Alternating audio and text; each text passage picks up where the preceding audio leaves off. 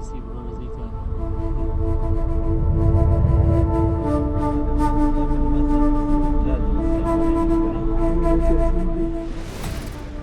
وەک دەستگای بەخشین بۆ ئەنجامدانی کۆمەڵێک پرۆژە ڕوومانکردە کیشوەری ڕەش قاڕی ئەفریقیا.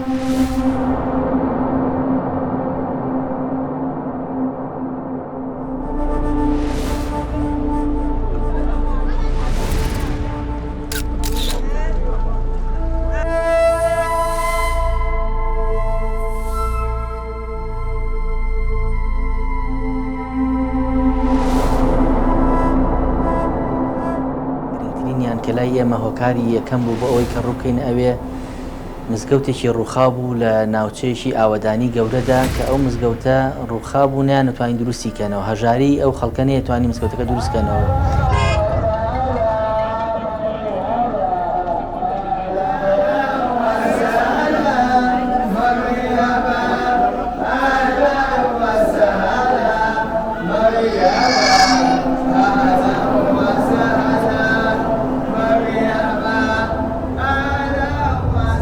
ڕێکخراوێکی مەسیحیش هاتبوو تەبشیری کە بەڕاستی لە وڵاتە بەتابەتی وڵاتی نێجیریا ڕێکخراوە تەبشیرەکان دەورێکی زۆر گەوریان هەیە لەوێ. ئەو وڵاتە پێشتر وڵاتێکی مسلمان بووە، مسلمانی زۆریەوە، بەڵام بە هۆکاری ئەو ڕێکخراوانەوە زۆربیان کردون بە مەسیحی. لەبەرەوە ئەو مزگەوتەش کە ڕووخا بوو نەیانتوانی دروستیکەنەوە، بەس ڕێکخراوێکی تەبشیری بە تەمام بوو بیکات بە کەنیسە بۆیان، بۆی مناڵەکانیان ڕووبکەنە کەنیسەکە. ئێمە بەڕاستی بە پەلە گەیشتینە ئەوێ مزگەوتەکەمان بۆ دروستکردن و ئەو ڕۆژە ئەفتتاحی مزگەوتەکەمان کرد.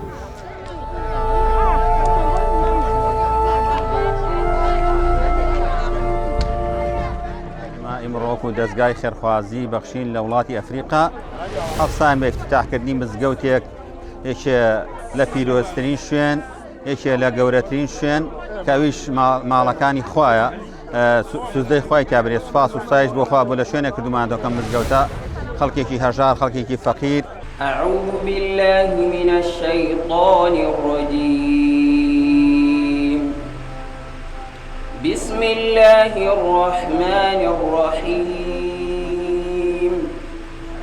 وإذ ابتلى إبراهيم ربه بكلمات فأتمهن.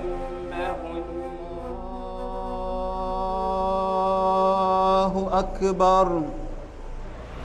بەجلی کوردیەوە برای بەڕێزمان کاک جوبرەیل بانگیدا، بەجلی کوردیەوە من وتارم بۆدان بە کوردیش و بە عەرەبیش.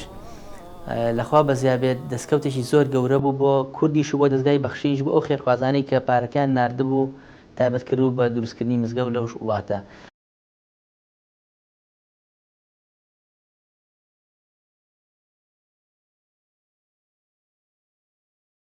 الله أكبر الله أكبر. أشهد أن لا إله إلا الله. أشهد أن محمد رسول الله. الله أكبر. سپاس بۆ خوا ئیمڕۆ لەگەڵ ئفتتاحی مزگەوتەکە ئەتوانیمان 11 سەر ئاژەڵ بەسەر فەقیر و هەژاری ئەم گوندە و ئەهلی مزگەوتەکە تەوزیکن خەڵکی هەژاری ئەم گوندە سپاسی خواکەن لێرەوە. خوای گەورە پاداشتی ئەو کەسانە بداتەوە کە یارمەتیمانی داوە بۆ مزگەوتە، ئەو سەدەقە جاریە خوای گەورە لێ وەرگرێ بێتە توێژێ بۆ قیامەتی. ئەو کەسانی کە پاریاندا ئاژەڵمان کردەوە لێرە بۆم خەڵکە هەژارە، خوای گەورە بەرەکەت کاتە ماڵیانە و لە دەرد و بەڵا بیان پارێزی و ڕزقی حەڵاڵیان زۆر کە ئینشاءالله. هەر لەو شوێنە ئێمە توانیمان لە وڵاتی نێجیریا لە شاری ئیبادن 26 بیر لێ بدەین، ینی بە کۆی بیرەکان لە ئەفریقا گەیشتە 50 بیر، بەس تەنها لەو شوێنە ئێمە توانیمان لەو شارە 26 بیر بۆ ئەو مەنتیقانەی ئەوێ لێ بدەین.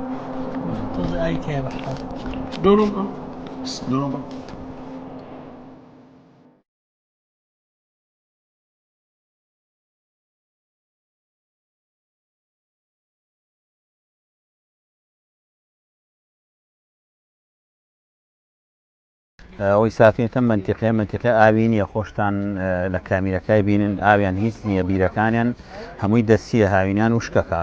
ئیسا ئێمە چەند بیرێکمان تاقی کردەوە، چەند ستەکمان لێ دەرکرد وشکی کرد، بۆیە ئێمە لێرە ئیشەڵا بڕیارمانداوە بیرێکی توازیان بۆکەین ئەم خەڵکە خۆتان بینیتانە ماڵانێکی ئاوی نییە لە شوێنێکی دوورۆ بەدەستی هێن.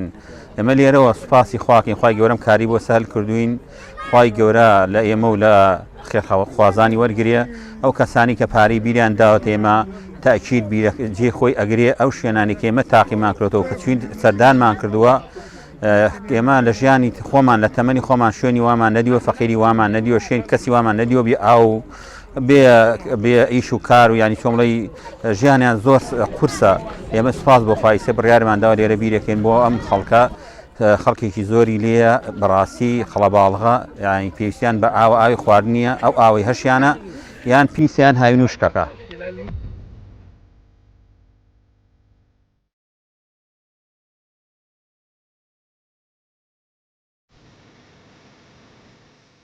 لە پرۆژەکانمان بریتە لە بیر لێدان ئێمە سەردانی چەند گوندێکمان کرد گوندێکی دوو لە دەست گوندێک قەرەباڵغ کە کام گوندیان مستەحەقن زۆر تامەزرۆی ئاو پێویستیان بە ئاو هەیە پرۆژەکەمان لەوێت جێبەجێ بکەیت ئەم گوندایکێکە لەو گوندانەی کە ژمارەی زۆر خەڵکی تێدایە و زۆر بێ ئاو لە شوێنی زۆر دوورەوە ئاودەکانیان بە کەس ئاوەهێنن.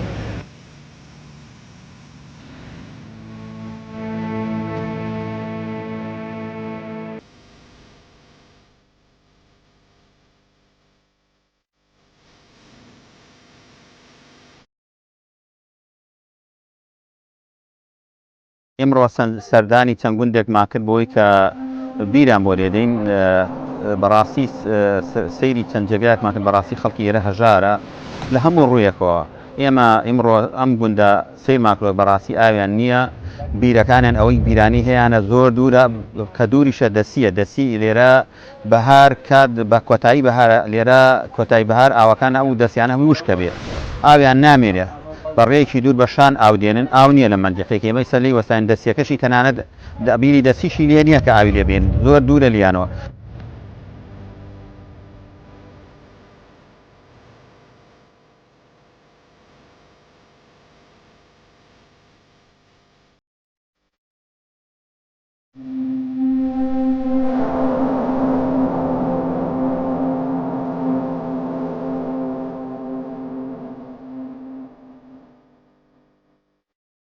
چەندها پرۆژەی تریشمان ئەنجامدا وەکو تەوزیعکردنی خواردنی ئامادەکرا وەکو خواردنی سەرلەی خۆراکی وەکو تەوزیعکردنی گۆشت بە دەمەوچوونی حوجرە و مزگەوتەکان.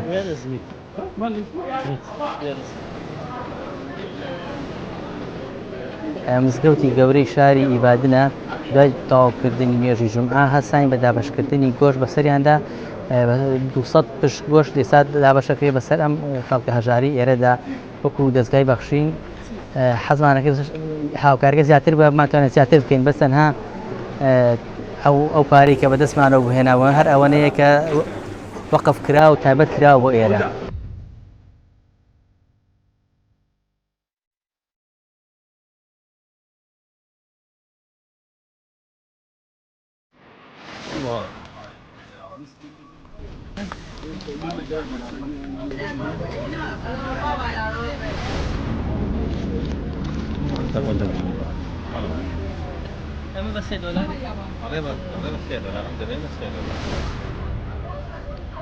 لە نێجیریا دەستمان کرد بە چەند پرۆژێکی لەو پرۆژانە خواردنە خواردنی وشکەیە خواردنێکی چاک ئاردە برنجە دۆشاوە فاسولیایە چەند مادەیەکمان بۆیان ڕۆنە بۆیمان کڕە بەڕاستی خەڵکەکە زۆر هەژارە ئێرەوە تا لێ تەوزیعەکەن بەڕاستی ماڵەکان پێشترە ماڵانە ئەم منتیقەیەمان سەردانی منتیقەیەمان کرد و ناوەکانمان نووسیوە ئەو ماڵانەی فەقیرە ناوەکانمان نووسیوە و هەمووی دانە دانیسە ناوەکانە خوێن و ئاندێنێ.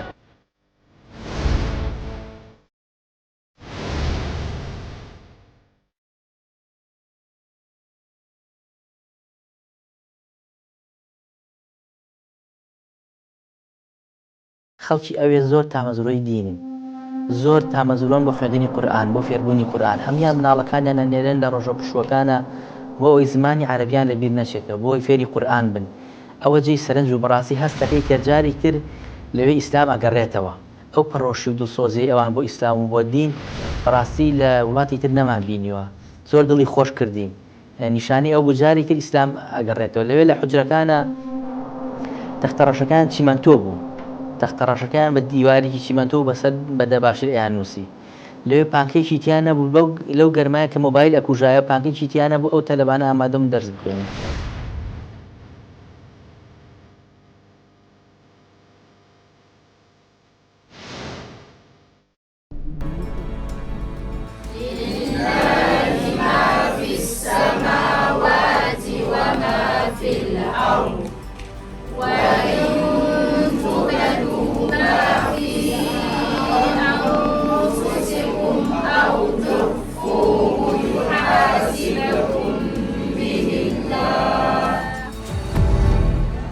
بسم الله الرحمن الرحيم.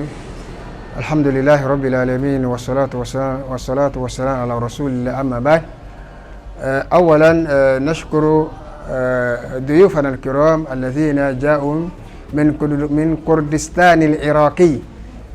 ئەم شارە شاری دۆکۆمۆیە لە وڵاتی بەنین.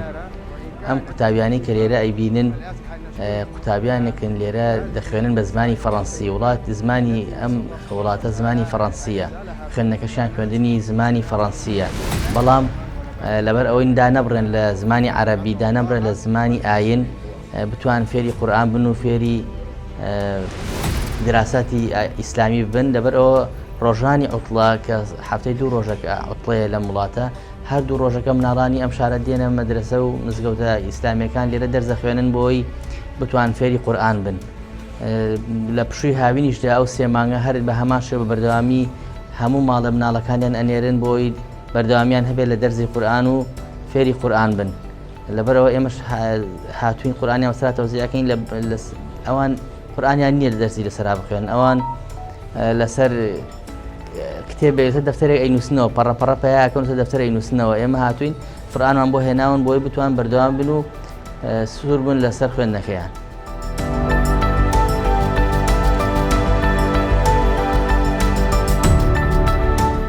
زۆر دڵمان پێی خۆش بوو، ئومێدەوارین جاری تر لەوێ ئیسلام بگەڕێتەوە. ئێمە پشتمان هەبێت سوپاسی خێرخوازانی شەکەین کە بەدەمانەوە هاتن بۆ ئەو هاوکاریانی گیانمانەوێت.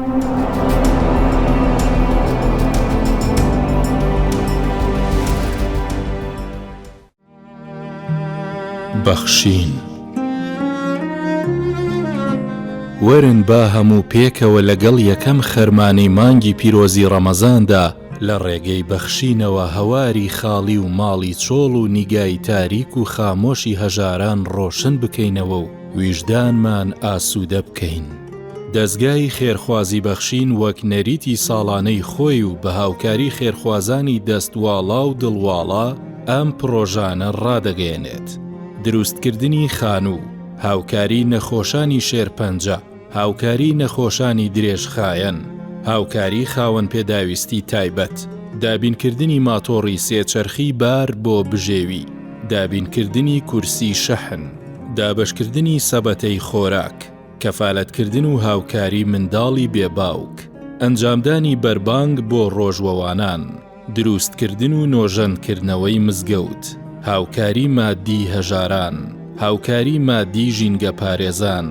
ئێوەی خێرخواز هاوکارمان بن بۆ سەرخستنی ئەم پرۆژانە. دەتوانن لە ڕێگەی نووسینگە و نوێنەرایەتیەکانی دەستگای خێرخوازی بەخشین لە ناوەوەی هەرێمی کوردستان هاوکاریەکانتان بنێرن.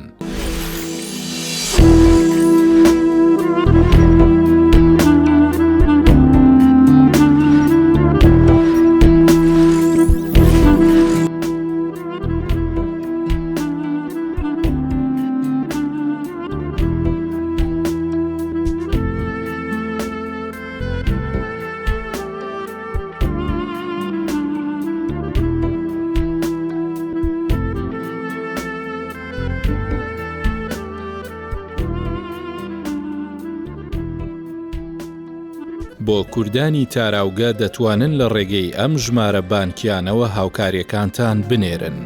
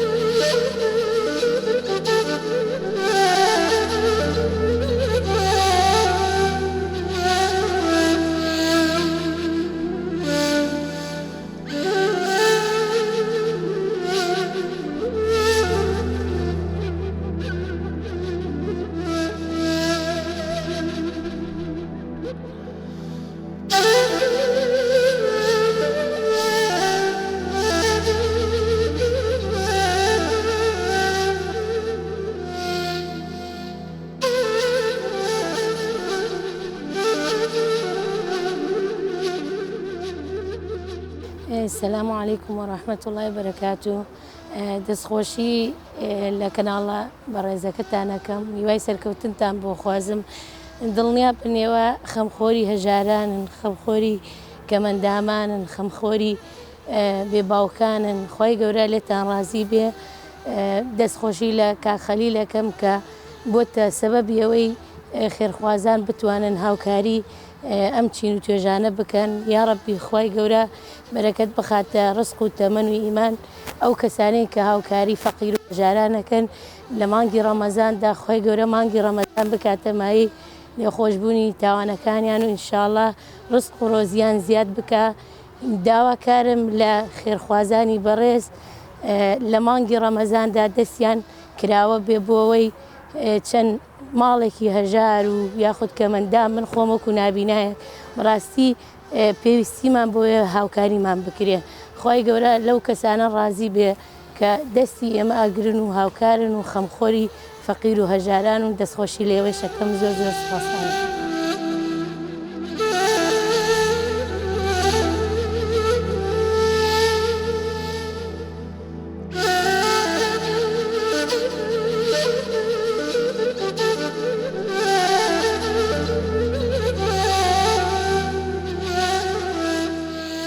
بسم الله الرحمن الرحيم. شكر خواهي قوراكين بوام نعمتها خواهي قورانا برا يا ربي ودس لما مسخري لكين هاول فقير وفقراء خير خواز هرشي خير ونعمتها خواهي قورا ان شاء الله نبرد دس خوشي لك راضي بخشينا كين بو ام نعمتها همون مانيك دو مان جارك ام خيرات توزيع كان بو فقير وفقراء خواهي قورا جزاء خير ان شاء الله خواهي قورا موفقين بك كنال بخشين قصوري نكردا كنال بخشين بلا ماويه ام وقتها خانيان بو مدروس كرت امانه خواهي قورا ما جبيران كنال بخشين خواهي قورا نبرد ان شاء الله من انا هذا بو امراء كنال بخشين خواهي قورا نبرد ان شاء الله من دعايه بونا ان شاء الله بس بو خواهي قورا فضل خواهي قورا جنبيان خواهي قورا جزاء خير ان شاء الله بس خوشي انا كم وشكر خواهي قورا كم الاخوه بزابيت. السلام عليكم ورحمه الله وبركاته. سرت انا خواهي قورا مهربانوا دەستخۆشی لە ورا بەڕێزانە ئەەکەم کە لە مانگە پڕخێر و بەرەکەتە لە مانگە پیرۆزە کە لایەن لە فەقیر و هەژار و هەتی و نەدار کردێتەوە. ئینشاءڵڵا کارێکی زۆر باشیان کردا هەر برایەک هەر کەسێکە لە هەر شوێنێکەوە یارمەتی ئەم خەڵکەیدا ئەم کەسە نەبوون و نەدارەیە داوە داوای لە خوای گەورە ئەەکەم سەربەرزی دنیا و قیامەت بن. ئینشاءڵڵا ئەم کارە بۆیان بێتە ئەجرێک بۆ قیامەتیان خوای گەورە سەربەرزی دنیا و قیامەتیان بکات. یا ڕەبی چۆن چایان لە فەقیر و نەدار و هەژار هەیە ئەوە نیترە خوای گەورە چاوی ئەوانە بێ دەستخۆشیان لێکە ئینشاءڵڵا خوای گەورە تەمەنیان پڕ خێر و بەرەکەت بکات.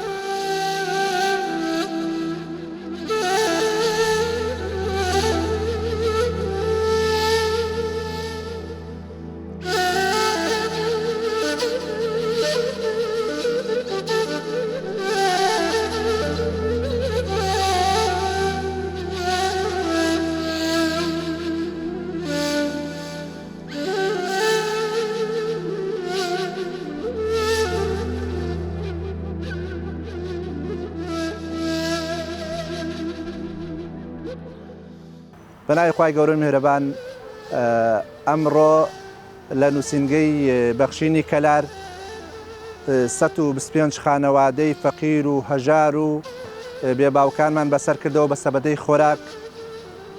خوای گەورە خێری خێرخوازان بنووسێ و داواکارین لە خێرخوازان لەم مانگی ڕەمەزانە بتوانن هاوکارێکی باشی دەستگای خێرخوازی بەخشین بن بۆ ئەوەی بە دەستێکی ئەمینەوە ئێمەش هەموو کوچە و کۆڵانەکان بەسەر بکەینەوە و هەر ماڵە هەژارێک و هەر ماڵە نەدارێک لە هەر کوچە و کۆڵانێکە هەیە بیدۆزینەوە و بەسەری بکەینەوە بە یارمەتیەکانی ئێوەی خۆشەویست.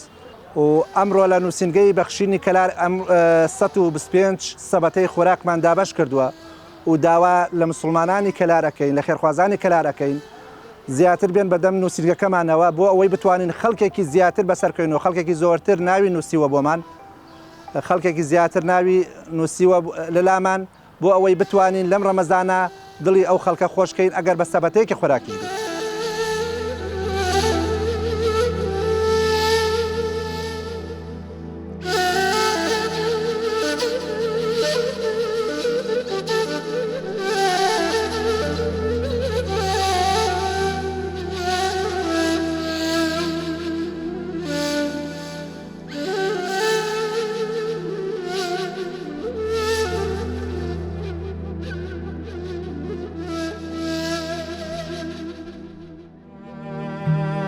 بەخشین.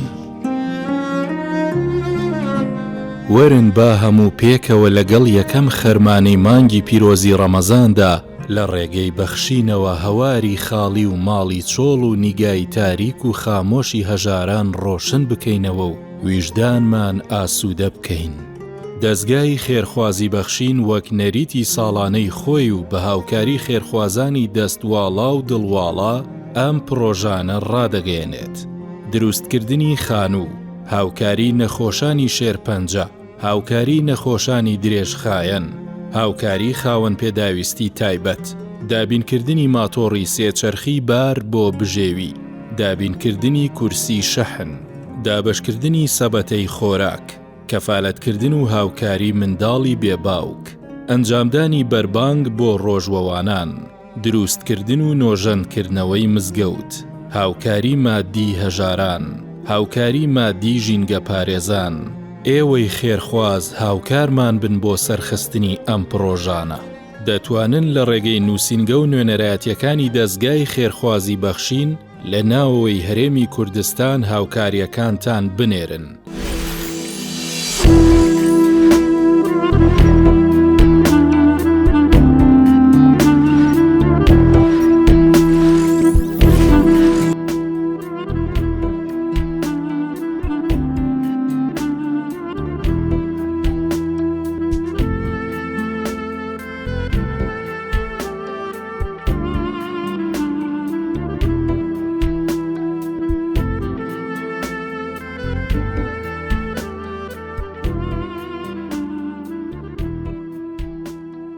بۆ کوردانی تاراوگە دەتوانن لە ڕێگەی ئەم ژمارە بانکیانەوە هاوکاریەکانتان بنێرن.